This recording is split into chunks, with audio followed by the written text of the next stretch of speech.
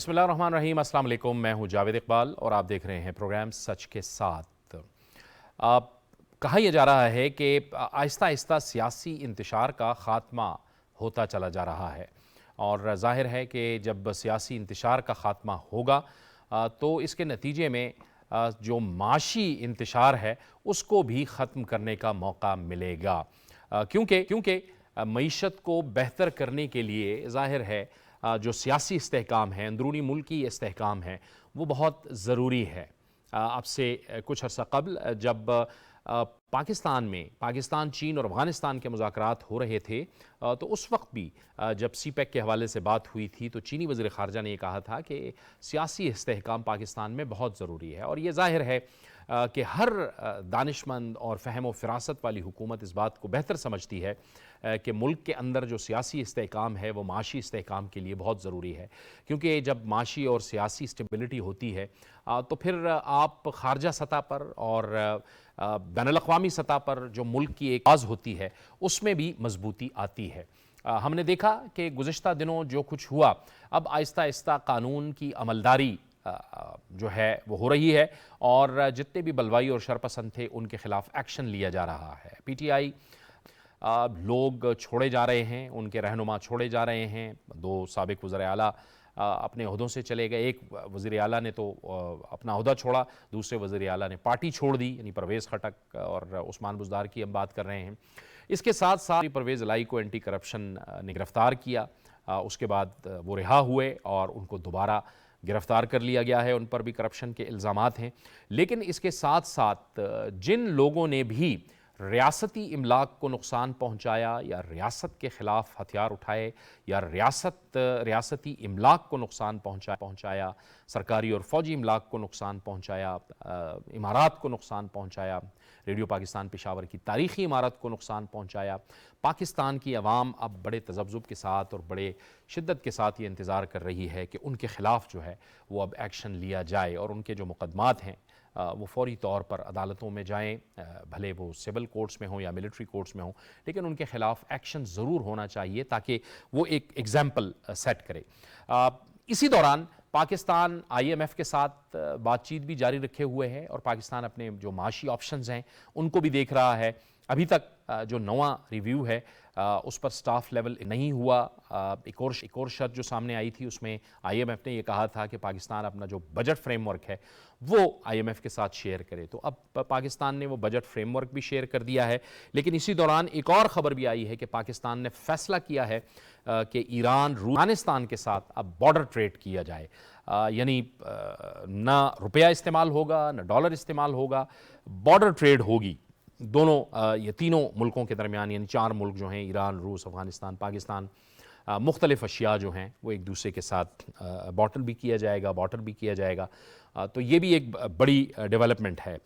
تو یہ جو سب کچھ اب ہونے جا رہا ہے اس سے کتنی بھلائی ہوگی عوام کی، کیونکہ عوام ظاہر ہے اپنی حکومت کی طرف دیکھتی ہے مہنگائی کے حوالے سے، اپنے مسائل کے حل کے حوالے سے، اور کتنی بہتری آ سکتی ہے پاکستان کی معیشت میں، ان تمام معاملات پر ہم بات کریں گے، اور اس کے لیے ہمیں جوائن کر رہے ہیں آج پاکستان مسلم لیگ نون سے جناب سینیٹر رانا مقبول۔ سینیٹر صاحب آپ کو خوش آمدید کہتے ہیں۔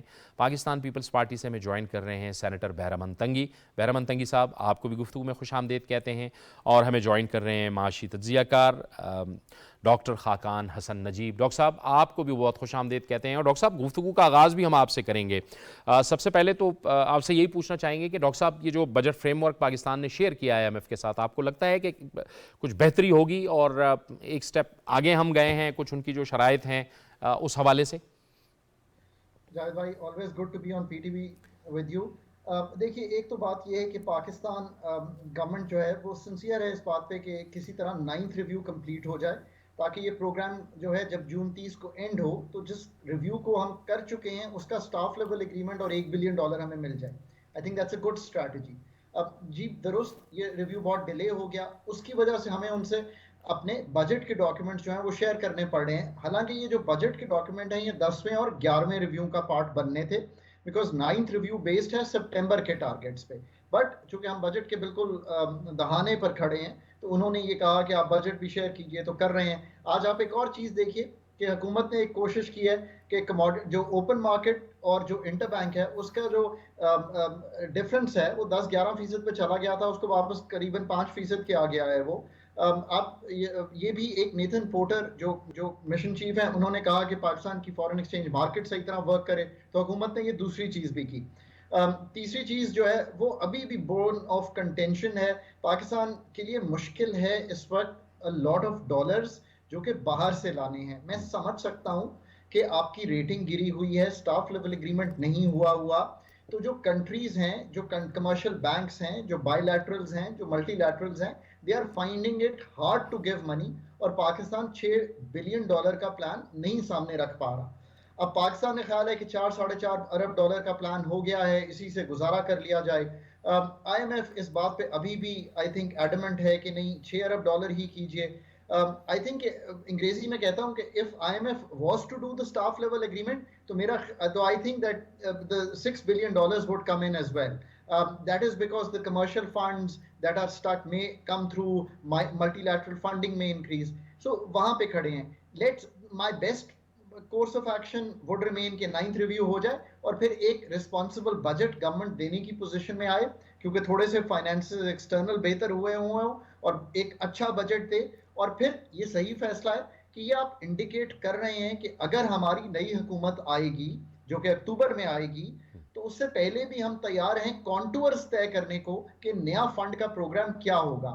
کنٹریز جب اس طرح کی سگنلنگ انٹرنیشنلی کرتی ہیں تو یہ ایک اچھا رویہ تصور کیا جاتا ہے، یہ ایک رسپانسبل رویہ تصور کیا جاتا ہے جب آپ کے پاس ایک بیلنس آف پیمنٹس کا چیلنج ہے. اب کام یہ سارا کرنا ہے، دیکھنا یہ ہے کہ حکومت اگلے 1.5-2 ماہ میں کتنا کام کرتی ہے جب تک چینج آتا ہے، پھر کیئر ٹیکرز کو اس پہ کام کرنا ہے اور پھر نئی گورنمنٹ کو.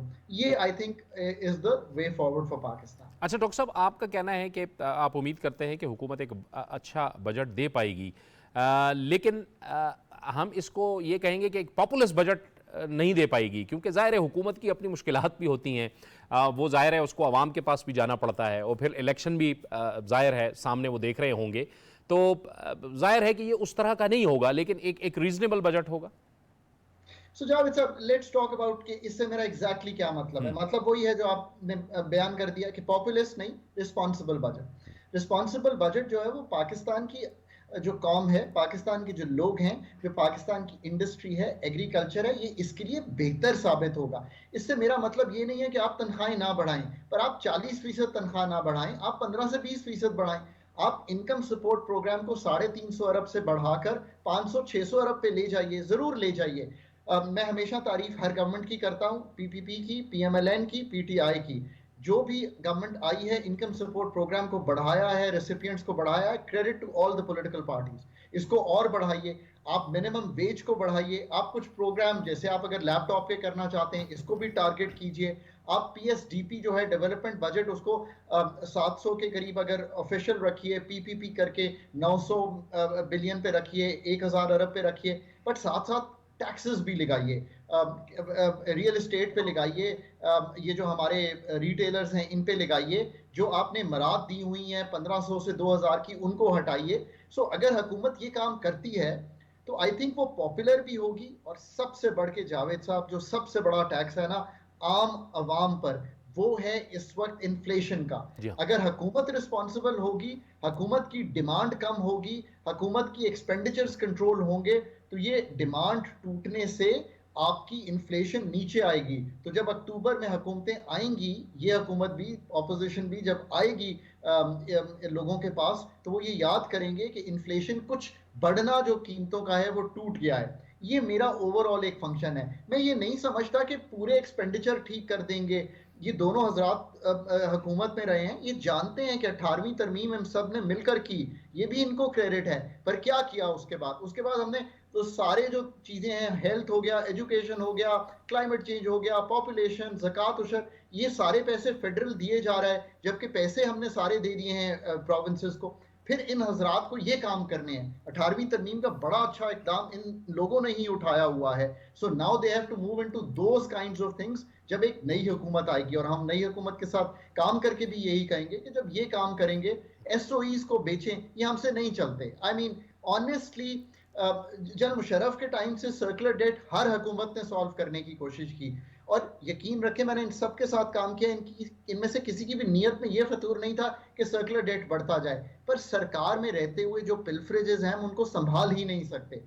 آپ پرائیویٹ سیکٹر کو دیں، ٹیلی کام کی طرح یہ چیزیں چلیں تاکہ ایک نوکریاں نئی کریٹ ہوں. یہ I think best way forward ہے پاکستان. ٹھیک ہے ٹھیک ہے ڈاکٹر صاحب میں آپ کی طرف دوبارہ آتا ہوں، لیکن سینیٹر صاحب آپ فرمائیے گا. جیسے ڈاکٹر صاحب نے اپنی گفتگو میں یہ جو بے نظیر انکم سپورٹ پروگرام کا ذکر کیا، جو میچیور سیاسی جماعتیں ہوتی ہیں، حکومتیں ہوتی ہیں، وہ اس طرح کے پروگرام بھلے کسی کی بھی حکومت ہو اس کو جاری رکھتی ہیں. یعنی یہ ایک بڑی مثال ہے جس کو ہم ایک بڑی تصویر میں اگر ہم دیکھیں کہ بڑے مسائل بہتر ہو کہ تمام سیاسی جماعتیں اس کو حل کر سکتی ہیں. پیپلز پارٹی نے یہ بے نظیر انکم سپورٹ پروگرام شروع کیا، اس کے بعد مسلم لیگ نون کی حکومت آئی، آپ لوگوں نے اس کو کنٹینیو کیا، بلکہ اس کو مزید سٹرینتھن کیا، پھر پی ٹی آئی نے اس کو کیا، اور اب بھی وہ سلسلہ جاری ہے آپ کی حکومت میں بھی. تو بڑے جو سیاسی مسائل ہیں وہ حل ہو سکتے ہیں، لیکن اگر سوچ سمجھ کے ساتھ آگے بڑھا جائے، نہ کہ شرپسندی اور بلوائیوں کی طرح.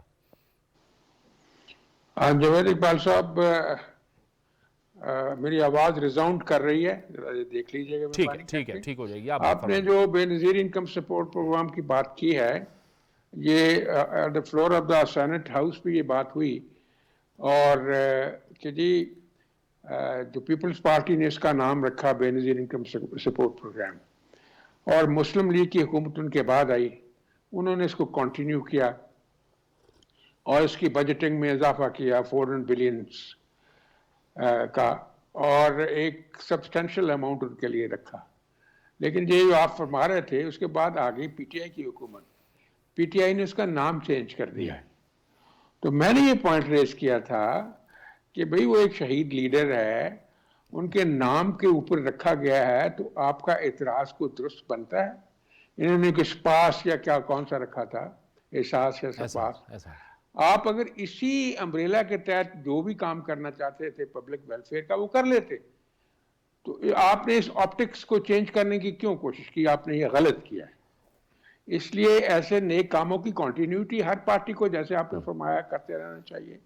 تو یہ بہت بڑا انسٹرومنٹ ہے کسی بھی گورنمنٹ کے ہاتھ میں، پبلک ویلفیئر کے لیے، ان کی جو بہت زیادہ غریب لوگ ہیں ان کی روزی روٹی کے لیے یہ ایک احسن عمل ہے. ابھی خاقان صاحب نے، ڈاکٹر خاقان صاحب نے بڑی خوبصورت باتیں کی ہیں. میں اس سلسلے میں یہ عرض کرنا چاہتا ہوں کہ میں سمجھتا ہوں کہ وہ مشکل کے بادل چھٹ رہے ہیں. اس کی وجہ یہ ہے کہ سب سے بڑی بات جو آپ نے خود کہا کہ پکچر کلیئر ہوتی جا رہی ہے، اور پولیٹیکل سٹیبلٹی آ گئی ہے اور مزید آئے گی. کیونکہ جو ایک شر کا پہلو ہر وقت رہتا تھا، ہر وقت ایک ایکسپلوسو سچویشن کی ہوئی تھی ایک دو بندوں نے، ایک پارٹی نے، تو اس کا جو ہے معاملہ جو ہے اللہ کی طرف سے ہی ان کی کرتوتوں کی وجہ سے ٹھیک ہوتا جا رہا ہے. اور اب آپ دیکھیں گے کہ جو بیسک ریکوزٹ ہوتا ہے فار اکنامک ایکٹیویٹی، وہ ہے ایک سرٹنٹی ہو، ایک سچویشن آف پریڈکٹیبلٹی ہو. اگر پریڈکٹیبل ہو کوئی چیز تو کوئی بندہ انویسٹ کرے گا، اپنا پیسہ لگائے گا. اب انشاءاللہ پہلے سے بہتر صورتحال ہو جائے گی. اور بھی بہت سارے فیکٹر آ رہے ہیں آپ کے سامنے. اب رشیا کے ساتھ جو ٹریڈ شروع کی گئی ہے، جو کہ ان کے ابھی کارگوز آ گئے ہیں، کچھ آ رہے ہیں، تو ابھی کوئی 5-7-10 دن میں 1 لاکھ جو ہے لیٹر آئل جو ہے وہ آ جائے گا کراچی. تو آپ دیکھیں گے اس کی قیمت جو ہے کتنی کم ہے، اور اس سے کتنا فرق پڑے گا. ایک تو مارکیٹ میں کانفیڈنس زیادہ آئے گا، اور اس میں قیمت میں بھی فرق پڑے گا. آج کی بات جو آپ بارٹر سسٹم کی کر رہے ہیں، جس بارٹر سسٹم میں یہ آئل بھی ہے اور ڈیزل پیٹرول بھی ہے، ایل پی جی بھی ہے، اور بہت ساری امپورٹنٹ چیزیں ہیں جو ہماری ڈے ٹو ڈے یوز کے لیے ضروری ہیں، جس کا امپورٹ بل بہت زیادہ ہوتا ہے. اگر بارٹر سسٹم جو صحیح معنوں میں چل جاتا ہے تو اس سے ہمارا جو بہت زیادہ بوجھ کم ہو جائے گا، اور ہماری ڈپینڈنس جو ہے یہ ڈالر کے اوپر وہ کم سے کم ہوتی جائے گی. مور سو جو دنیا میں ایک گلوبل کمبینیشن اور پرمیوٹیشن بن رہا ہے مختلف ریجنز میں، وہ آپ سب کو پتہ ہے کہ چائنا اور ایران اور سعودیہ اور ملک جو ہیں وہ کیا کرنا چاہتے ہیں، ان کا ویژن کیا ہے. اس سے بھی ایک بڑا مہمیز ملے گی پاکستان کی ترقی میں. اور اگر یہ پروجیکٹ جو ہے جو کہ انہوں نے بند کر دیا تھا عمران خان صاحب نے جو سب سے بڑا الزام ان کے اوپر لگتا ہے ساری دنیا میں کہ وہ کیوں لوگ کہتے ہیں کہ وہ اسٹوج ہیں باہر کی ایجنسیز کے، کہ ان کا خیال اور ان کا یہ انٹینشن ہی یہ رہا کہ جو چائنا اتنے بلین ڈالر لے کے آیا ہے اور ایک لائف لائن بنتی جا رہی ہے پاکستان کی بھی، اور یہ سارے کا سارا پروگرام گوادر تک جائے گا، اس سے آبویسلی یو ایس اے بہت اعتراض کرتا ہے. اس کی وجہ یہ ہے کہ وہ سمجھتا ہے کہ چائنا جو ہے اکنامیکلی بھی بڑا ویل لنکڈ اور اسٹرانگ ہو جائے گا اس ریجن میں، لیکن پاکستان تو اس کا بہت بڑا بینیفیشری ہے. انہوں نے بالکل اس کو کلوز کر دیا. اب وہ ری سٹارٹ ہو گیا ہے. انشاءاللہ یہ مہینوں کی بات ہے، صورتحال بہت بہتر ہونی شروع ہو جائے گی. جو ابھی بات کر رہے تھے آپ بجٹ کی، بجٹ میں بڑی کوشش ہے گورنمنٹ کہ کم سے کم بول ڈالا جائے، اور میں سمجھتا ہوں کہ کوشش بھی یہی ہے اور ہوگا بھی یہی. لیکن دو تین چیزیں بہت ضروری ہیں. ڈاکٹر صاحب کا فائدہ ہم لیتے ہیں اس سے، تنگی صاحب اور میں، اور تنگی صاحب تو خاص طور سے چونکہ یہ غریبوں کے لیے ہمیشہ لڑتے رہتے ہیں. تو بات یہ ہے کہ اگر جن لوگوں کے پاس زیادہ پیسہ ہے ان کی ٹیکس کی ریکوری ٹھیک ہو رہی یا نہیں ہو رہی. جو سی بی آر ہے یا ساری ٹیکس مشینری ہے، صوبوں میں ایکسائز ہے، ٹیکسیشن ہے، فیڈرل میں یہ ہے، کیا وہ صحیح ریکور کر رہے ہیں؟ ان کی جو ایک طرح سے سرویلنس ٹھیک ہو رہی ہے؟ یہ سارے جو انسٹرومنٹ کے جو ویکنیسز ہیں، ایریا ویکنیس، اس کو کون جو ہے ان گیپس کو فل کر رہا ہے، اور کیا what is the methodology that is to be reexamined. میں سمجھتا ہوں یہ اپنی پوری کیپیسٹی کے ساتھ اور اس ڈٹرمنیشن کے ساتھ کام نہیں ہو رہا. ٹارگٹ رکھ لیتے ہیں بجٹ میں کہ اتنے اتنے بلین ہم ریکور کریں گے، لیکن نہیں کر سکتے. اور بہت ساری جگہوں پہ ان کے جو آفیشلز ہوتے ہیں نیچے، سچی بات کرنی چاہیے، آپ کو پتہ ہے وہ اسیسمنٹ بھی ٹھیک نہیں کرتے اور ریکوری بھی ٹھیک نہیں کرتے. اس لیے یہ بہت زیادہ ضروری ہے کہ اس مشین کو پوری طرح گیلونائز کیا جائے تاکہ زیادہ سے زیادہ ریونیو اکٹھا ہو. اور اس کا اسی طرح کسٹمز کی بات میں کر رہا ہوں، آپ کو یہ بھی پتا ہے کہ کسٹم کی مشینری کیسی کام کرتی ہے. اس لیے یہ زبانی کلامی تھیوریٹیکلی اور ہپوتھیٹیکلی بات کرنے سے کام نہیں چلے گا کہ کاغذوں میں ہم نے لکھ دیا اتنی ریکوری، جب تک آپ اس کی امپلیمنٹیشن کو پوری طرح انشور نہیں کریں گے. ابھی ڈاکٹر صاحب نے کہا انفلیشن، اب مجھے یہ بتائیے گا، وہ تو ٹھیک ہے باقی سارے میکرو ایشوز ہیں. اب جو ہماری انفورسمنٹ کی مشینری تھی، مارکیٹ کمیٹیز تھیں، مارکیٹ کمیٹیز کے ساتھ کولیبریشن ہوتی تھی، لوکل پولیس کی، لوکل میجسٹریسی کی، اور لوگ بازاروں میں نکلتے تھے، منڈیوں میں جاتے تھے، مارکیٹوں میں جاتے تھے، اور جو ہے یہ گرین مارکیٹس میں جاتے تھے، وہ واچ کرتے تھے، دیکھتے تھے، انسپیکٹ کرتے تھے کہ کیا چیزیں صحیح ریٹ پہ بک رہی ہیں. وہ درست آپ کہہ رہے ہیں کہ ایفیکٹو طریقے سے معاملات کو مینج کیا جا سکتا ہے. ان کو کوئی بندہ چیک نہیں کرتا، ہم نے یہ خود کر کے دیکھا. بالکل ٹھیک ہے. بہرمن صاحب، میں آتا ہوں رانا صاحب آپ کی طرف، بہرمن صاحب کو بھی گفتگو میں شامل کرتے ہیں. بہرمن صاحب آپ بتائیے گا کیا آپ کی توقعات ہیں؟ آپ ظاہر اتحادی حکومت میں بھی ہیں، آپ کی بھی توقعات ہیں، عوام بھی آپ کی طرف دیکھتے ہیں کہ آپ جو ہے عوام کو ریلیف دے پائیں گے بجٹ کے حوالے سے بھی، کیونکہ عوام آپ کی طرف دیکھ رہے ہیں. بسم اللہ الرحمن الرحیم. شکریہ جاوید اقبال صاحب. میں سمجھتا ہوں کہ جب بھی پولیٹیکل جماعتیں، جمہوری جماعتیں، جمہوریت پسند جماعتیں جب بجٹ پیش کرتے ہیں تو ان کی ہمیشہ یہ کوشش ہوتی ہے کہ ہم جنرل ماسس کو، کمیونٹی کو، عوام کو ریلیف دے دیں. ابھی جو اتحادی حکومت ہے، جب سے حکومت آئی تھی تو آپ اسی دن سے لے کے آج تک ایک پارٹی کی یا ایک لیڈر کی جو پولیٹیکل اسٹیبلٹی کو اس نے بالکل ضائع کیا، اور ان کی یہ سوچ تھی کہ اگر پولیٹیکل اسٹیبلٹی آئے تو اکانومی اسٹیبل ہو جائے گی، عوام کو ریلیف ملے گا، عوام کو فائدہ ملے گا، تو پھر نیکسٹ الیکشن میں میرے لیے کوئی جگہ نہیں رہی. تو جب ایک پارٹی کی یا ایک لیڈر کی یہ سوچ ہے کہ میری پرسنل پاپولیٹی میں کمی نہ آئے، میری پولیٹیکل سکورنگ میں کمی نہ آئے، بے شک ملک تباہ ہو، بے شک عوام کو پرابلم ہو، اور سپیچز میں عوام کو دھوکہ دینے کی کوشش کرتے ہیں، تو یہ سب کچھ ہوگا. لیکن اس وقت جو اتحادی جماعتوں کی لیڈرشپ ہے وہ ایک پچ پہ ہے، اور وہ پچ یہ ہے جاوید اقبال بھائی کہ وہ ہے عوام کو ریلیف دینا.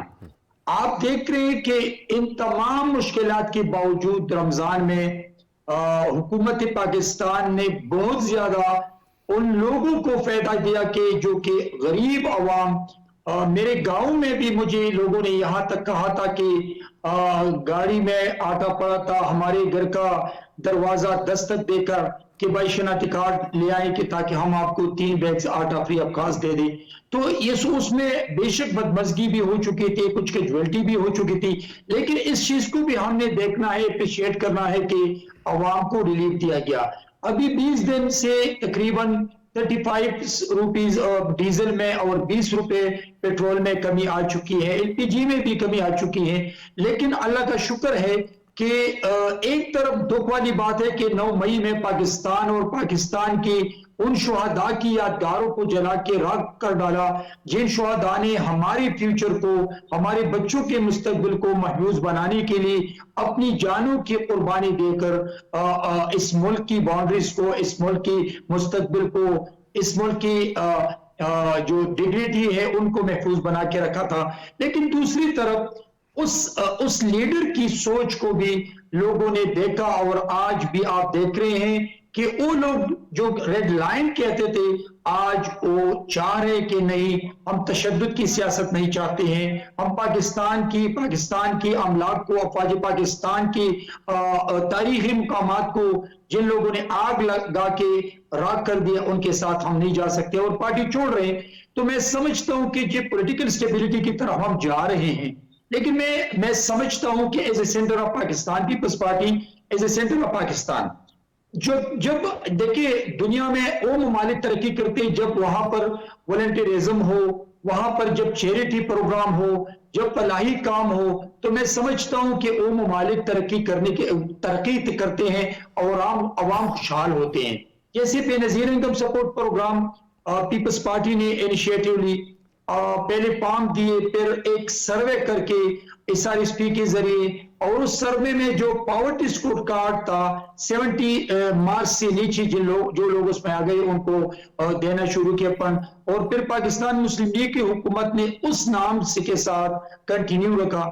جب پی ٹی آئی کی حکومت آئی تو بی بی کی تصویر کو ہٹایا، اس نام کو ہٹایا.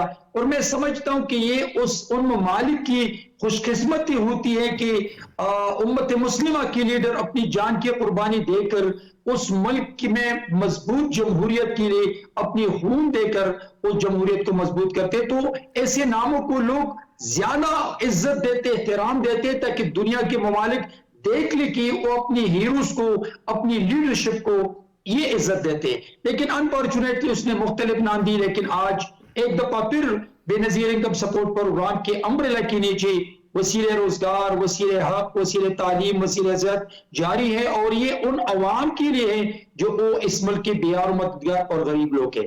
لیکن جاوید اقبال صاحب میں آتا ہوں، ایک منٹ مجھے آپ دے دیں کہ اگر ہماری سوچ یہ ہے کہ ہم اس ملک کو کچھ دے دیں، عوام کو کچھ ریلیف دے، تو تب یہ ممکن ہے جب یہ ملک ہے اور یہ عوام ہے.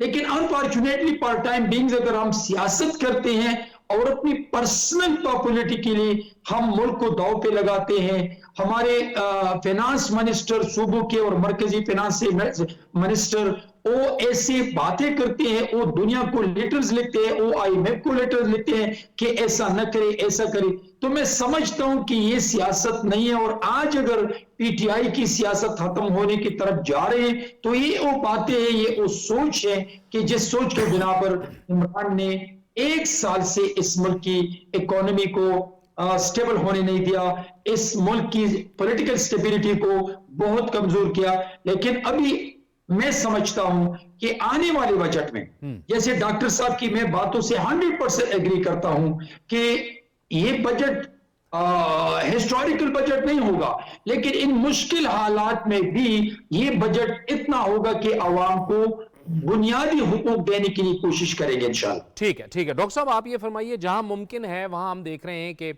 کچھ پاسان ہو رہا ہے. یہ جو پیٹرولیم مصنوعات کی قیمتیں ہیں اس میں بھی کمی کی گئی. پھر یہ جو نئی ڈیولپمنٹ جس کا میں نے شروع میں ذکر کیا کہ یہ ایران، روس، افغانستان، ان ممالک سے جو بارڈر ٹریڈ ہے، یہ کتنا اہم ہے آپ کی نظر میں؟ کتنی اہم پیش رفت ہے یہ؟ सो मैं एक बात पहले कह दूं कि पेट्रोलियम प्रोडक्ट्स चूंकि इंटरनेशनल मार्केट में कीमत कम हुई, हुकूमत ने जो पास ऑन किया जा सकता था वो कर दिया। याद रखिए क्योंकि रुपया थोड़ा सा प्रेशर में रहा है, बिकॉज ये जो आईएमएफ की सारी बात हमने की उसकी वजह से सप्लाई ऑफ डॉलर्स कम रही है, तो वो प्रेशर में रहा है। वरना शायद हुकूमत के लिए पॉसिबल होता कि आईएमएफ की कंडीशनैलिटीज मानते हुए 50 रुपए की पीडीएल रखते हुए उस पर और थोड़ी कमी की जा सकती थी। लेट्स होप कि इंटरनेशनल मार्केट जो है वो बहुत ज़्यादा ना बढ़े और शायद नहीं बढ़ेगी। सो थोड़ी सी रिलीफ जो है बहुत हाई स्पीड में और पेट्रोल में पास ऑन हुई।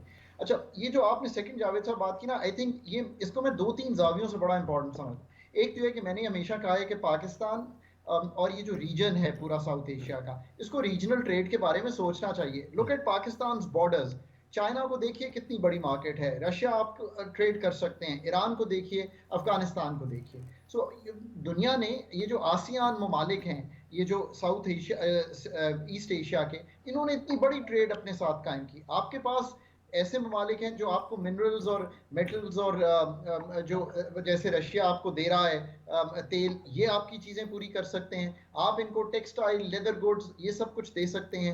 अब आपने जो ईरान और इनके साथ कोशिश किया वो ये किया कि ये सीरियल्स, वेजिटेबल्स, फ्रूट ये ला सकें। तो इसका सेकंड इफेक्ट ये है कि आपके पास एक तो जो डॉलर की कमी है वो बार्टर की वजह से प्रेशर कम कर देगी कि आपको डॉलर नहीं देने पड़ेंगे।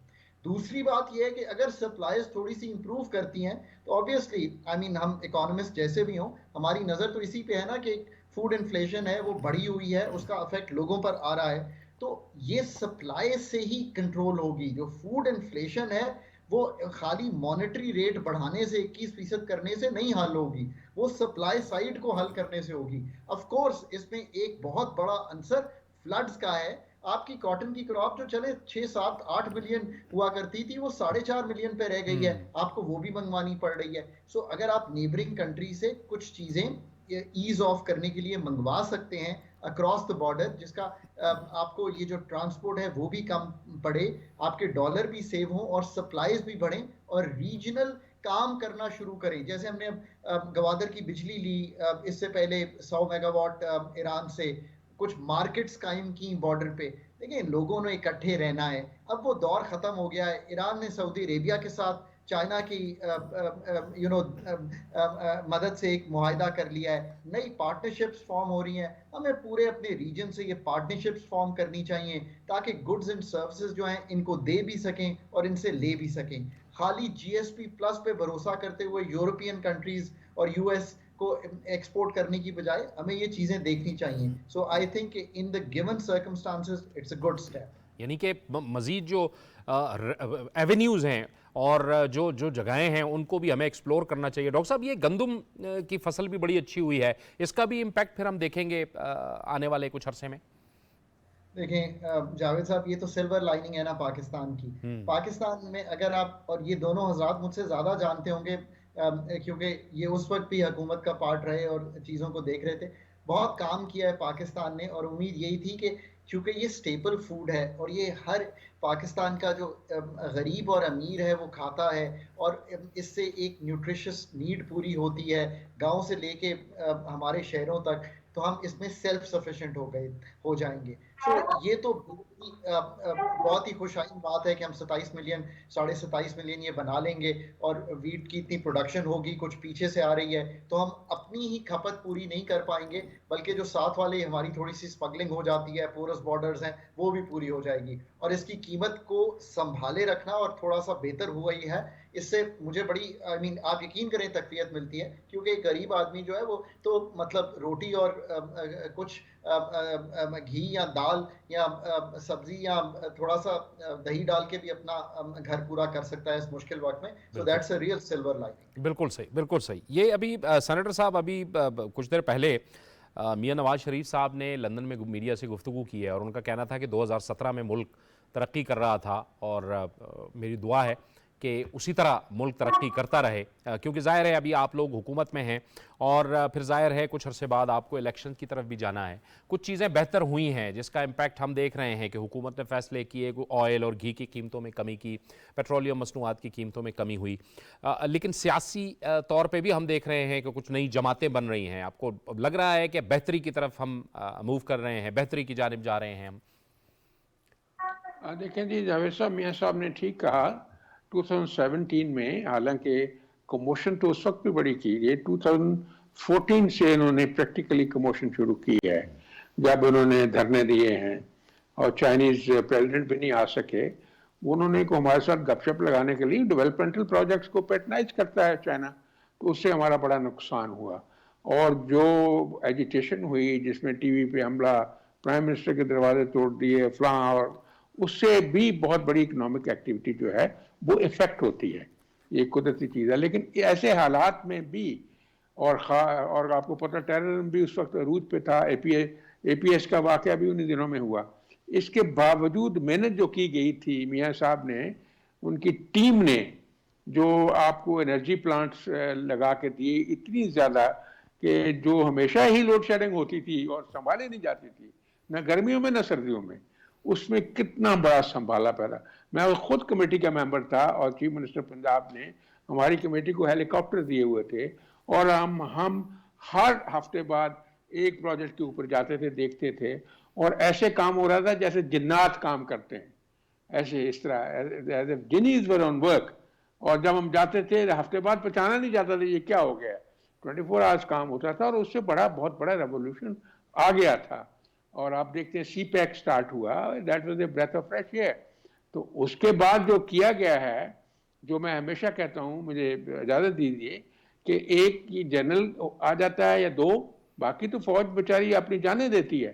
اس کے اپنے کوئی فارچون سیکرز ہوتے ہیں، اپنے اس کے ایمبیشنز ہوتی ہیں، اور دو جج مل جاتے ہیں سینئر موسٹ جو ہوتے ہیں، وہ بیٹھ کے ملک کا کباڑہ کر دیتے ہیں. ایک دفعہ نہیں کیا، یعنی کوئی 6-7 دفعہ کیا ہے. چاہے وہ منیر ہو، چاہے وہ انوار الحق ہو، چاہے وہ ارشاد حسن خان ہو، چاہے وہ ثاقب نثار ہو. تو کاش ان کی جگہ ہمیں ایسے مل جاتے جیسے کارنیلیس تھے، یا حمود الرحمان تھے، یا ناصر الملک تھے، یا وہ اجمل میاں تھے، رانا بھگوان داس تھے. وہ نہیں ہمیں مل سکے ان کی جگہ. یہ ان کی جگہ آ گئے اور انہوں نے ملک کی تباہی مچا دی. جیسے ملک میں کنٹینیوٹی تھی اور کام ہو رہا تھا، میاں صاحب کو نکالنے کی کیا ان کو ضرورت محسوس ہوئی؟ ان کے ذاتی اغراض و مقاصد تھے. اب جو کہہ رہے ہیں کہ غلطی ہوگی، اور سارا زمانہ کہہ رہا ہے، جنہوں نے کروایا وہ بھی کہتے ہیں غلطی ہوگی. تو اس لیے یہ ملک کے ساتھ بڑی زیادتی ہوئی ہے. اینی ہاؤ، یہ جو انہوں نے کہا ہے کہ جو اب انشاءاللہ اس وقت کو مثال سامنے رکھتے ہوئے دوبارہ سے آپ محنت کریں. آپ نے کہا کہ پولیٹیکل سٹیبلٹی بھی آ رہی ہے، اور جماعتیں جو ہیں وہ آف کورس وہ اپنی صفحے سیدھی کر رہی، کرتی رہیں، ڈیموکریسی میں ایسے ہوتا ہے. لیکن یہ ہے کہ اب انشاءاللہ جب الیکشن ہو جائیں گے تو مزید سٹیبلٹی آ جائے گی. آئندہ 2-3 مہینوں میں بڑا کام ہوگا. میں سمجھتا ہوں there is a great light at the end of the tunnel. اب وہ بادل جو تھے نا، جو مسٹ جو تھی کنفیوژن کنفاؤنڈڈ کی، وہ چھٹتی جا رہی ہے. And we are treading the path of real development progress. پہلا سلو پیس ہوگی، پھر انشاءاللہ the speed will be getting accelerated. یہ سینیٹر صاحب آپ بتائیے گا کہ سیاسی جماعتوں کی بڑی ایک جدوجہد ہوتی ہے. وہ جب بھی بات کرتے ہیں تو ان کی اپنی ایک لیگیسی ہوتی ہے کہ جمہوریت کے لیے، آزادی اظہار رائے کے لیے ان کی یہ قربانی ہے، یہ قربانی ہے. مسلم لیگ نون بات کرے گی تو وہ کچھ بیان کرے گی، پیپلز پارٹی جب بیان کرے گی تو ذوالفقار علی بھٹو شہید اور بے نظیر بھٹو شہید کا ذکر ہوگا. پھر آئین کی بات ہوگی. مسلم لیگ نون بات کرے گی تو انفراسٹرکچر کی بات کرے گی ملک کے لیے. جب غیر فطری طور پہ جماعتیں بنتی ہیں تو آپ کے خیال میں پھر اس کا یہی نتیجہ نکلتا ہے، جیسے یہ جماعت جو ہے پی ٹی آئی جس طرح سے بکھر رہی ہے، اور یہ ایک تجربے کی بنیاد پہ یہ ہوا تھا جس نے ظاہر ہے ملک کی معیشت کا بھی بڑا غرق کر دیا. جلد باسب میں 1980 پیپلز فیڈریشن سے سیاست شروع کی ہے، اور 38 ایئرز کے بعد، 38 سال کی سٹرگل کے بعد، جھنڈے لگانوں کے بعد، پوسٹر لگانے کے بعد، اس ملک کی اور اپنی پارٹی کی خدمت کے بعد، 38 ایئرز کے بعد مجھے اللہ رب العزت نے اور جناب آصف علی زرداری صاحب نے ٹکٹ دے کے میں سینیٹر بنا ہوں.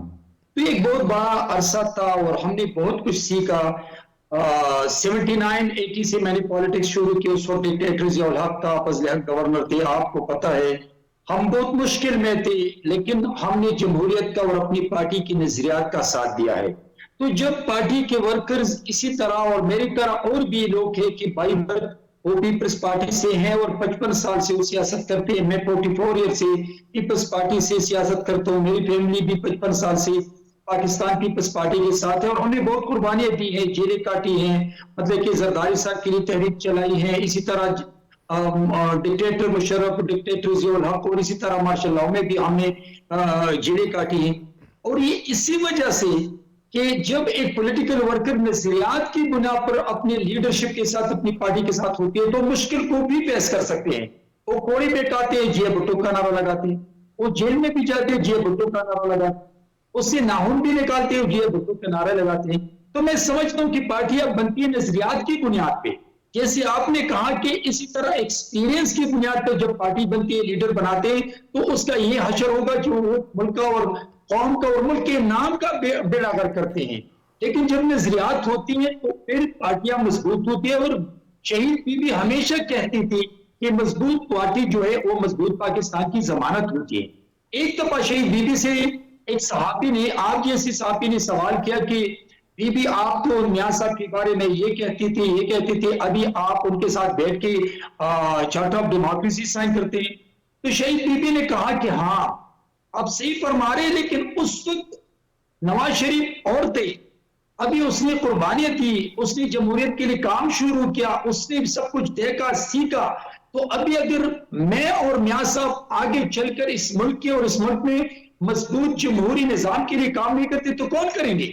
اور بی بی ہمیشہ یہ کہتی تھی کہ میں مضبوط جماعت پہ یقین رکھنے والی لیڈر ہوں. تو اگر پارٹیاں بنتی ہیں نظریات پہ اور ان کے ورکر ان کے ساتھ نظریات پہ ہوتے ہیں، دو باتیں سامنے آتی ہیں. ایک تو مشکل وقت میں وہ ورکر نہیں چھوڑتے ہیں، اور نمبر دو وہ پارٹی کبھی نہیں چاہتے کہ میرے ملک میں حکومت ہے میاں نواز شریف کی تو یہ ترقی نہ کرے، میاں صاحب ایسے کام نہ کرے کہ دوبارہ ان کو ووٹ نہ ملے. اس سے کہ اس جماعت کی بنیاد ملک کی ترقی کے لیے رکھی گئی ہے، تو چاہے اس کی حکومت میں ہو یا اپوزیشن لیڈر کی حکومت میں ہو، وہ ترقی چاہتے ہیں ملک کی. اور شہید بی بی 17 مہینے کے ساتھ جب اپوزیشن میں بیٹھی تھی تو وہ میاں صاحب کو سپورٹ کرتی تھی، اور جب میاں صاحب اپوزیشن لیڈر تھے تو شہید بی بی نے ہمیشہ ان کے ساتھ بیٹھ کر اس کو اپوزیشن لیڈر کا سٹیٹس دیا تھا. اس لیے کہ ڈیموکریٹک پروسیس بغیر جمہوریت اور ڈیموکریٹک پروسیس جو ہے وہ اپوزیشن لیڈر کے بغیر، اپوزیشن جماعتوں کی سپورٹ کے بغیر آپ آگے نہیں بڑھا سکتے ہیں. لیکن انفارچونیٹلی عمران جب پرائم منسٹر تھی تو اس وقت بھی ہم نے ان کو کہا کہ آگے بڑے، ہم آپ کا ساتھ دے رہی ہیں، آپ مطلب کہ جائیں، آپ اکانومی مضبوط کریں، آپ باہر دنیا جب جاتے ہیں پارلیمان کو اعتماد پہ لے، وہاں وہ میسج دے دے کہ پارلیمان اور پورا ملک میرے ساتھ کھڑی ہیں. لیکن وہ نہ پارلیمان آتے تھے، نہ پارلیمان کو اعتماد میں لیتے تھے، اور نہ اپوزیشن لیڈر کے ساتھ ہاتھ ملانے کے تیار تھے. تو وہی وہ باتیں ہیں جو کہ پاکستان پوری دنیا میں کمزور ہوتا جا رہا تھا اور ہمسایہ ممالک میں پاکستان تنہا رہ گیا. ابھی جب وہ ڈیموکریٹک پروسیس کے ذریعے پرائم منسٹر ہاؤس سے نکالا، پھر اس نے ایوان سے بھاگ گئی، ایوان کو چھوڑ دیا، 2 صوبائی اسمبلی توڑ دی. ابھی وہ کہہ رہے کہ میرے ریزائن کو واپس لے رہے، ابھی وہ کہہ رہے کہ میں نے 2 صوبائی اسمبلی باجوہ کے کہنے پر توڑ کے میں نے زیادتی کی. تو دس از دا پولیٹیکل ویژن. اگر ایک لیڈر کے پولیٹیکل ویژن نہ ہو تو وہ ملک اور ادارے اور اپنی پارٹی کو کیسے آگے لے جائیں گے؟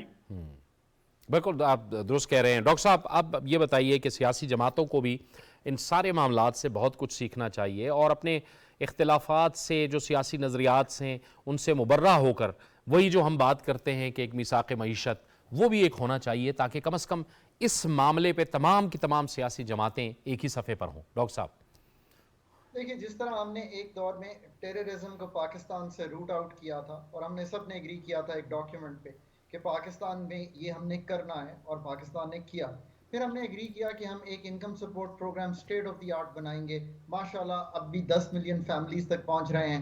سارے پولیٹیکل پارٹیز نے یہ کام کیا. اسی طرح پاکستان ریمیٹنس انیشیٹو بنا، یہ بھی ایکچولی پی پی پی کے دور میں ہی بنا تھا. اس وقت ان کے وزیر خزانہ شوکت ترین صاحب تھے اور یہ پی پی پی نے ایک ریمیٹنس انیشیٹو شروع کیا. آج آپ 28-30 ارب ڈالر کی، اس وقت جب شروع ہوا تو میرا خیال ہے 8-9 ارب ڈالر پہ تھے، اور پھر یہ سو میں کچھ مثالیں ایسی دے رہا ہوں کہ جہاں سرٹنٹی کریٹ ہوئی ہے اور کنٹینیوٹی رہی ہے اور کمپٹنس رہی ہے اور کوارڈینیشن رہی ہے, اور ہم نے یہ طے کیا ایز اے ملک کہ ہم نے یہ کام کرنے ہیں تو ہم نے کیے ہیں.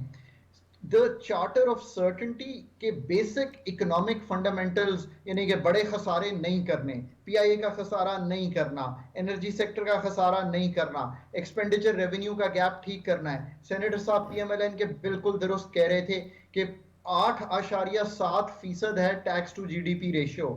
آپ کی جو نیبرنگ کنٹریز ہیں وہ 15% آف جی ڈی پی پہ ہیں tax to G D P.